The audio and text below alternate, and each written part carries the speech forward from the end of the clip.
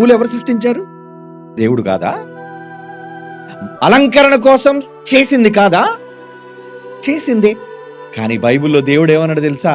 అమ్మా, అలంకరణ అంటే పూలు పెట్టుకోవడం, వస్త్రాలు ధరించుకోవడం కాదు తల్లి, గుణం అనే అలంకారం. ప్రతి స్త్రీకి ఉండవలసింది సద్గుణం, మంచి స్వభావం అనే అలంకారం కావాలన్నాడు కాదా? బైబిల్ అనలేదా? పేతురు గారు రాసిన మొదటి పత్రిక 3వ అధ్యాయం 3-4 వచనాలు చూడండి ప్రియులారా. 3-4 వచనాలు. జడలల్లుకొనుటయు, బంగారు నగలు పెట్టుకొనుటయు, వస్త్రములు ధరించుకొనుట అనేది వెలుపటి అలంకారం అమ్మా. ఆ వెలుపటి అలంకారం మీకు కాదు అలంకారం. అలాగని బట్టలు వేసుకోవద్దన్నాడా? జడలు వేసుకోవద్దన్నాడా? పూలు పెట్టుకోవద్దన్నాడా? అర్థం తెలియక, దేవుడు చెప్పిన మూలాంశం అర్థం కాక, భావం తెలియక తప్పుడు మాటలు క్రైస్తవులు సైతం మాట్లాడుతున్నారు. సరి చేసుకోవాలి.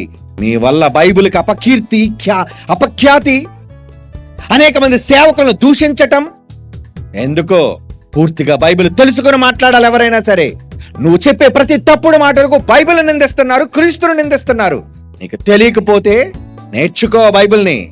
అరకొర జ్ఞానంతో బైబిల్ మాట్లాడే చాలా మంది ఉన్నారు ఈరోజు. అందరు సేవకులు అలాంటి వాళ్ళు కారండి.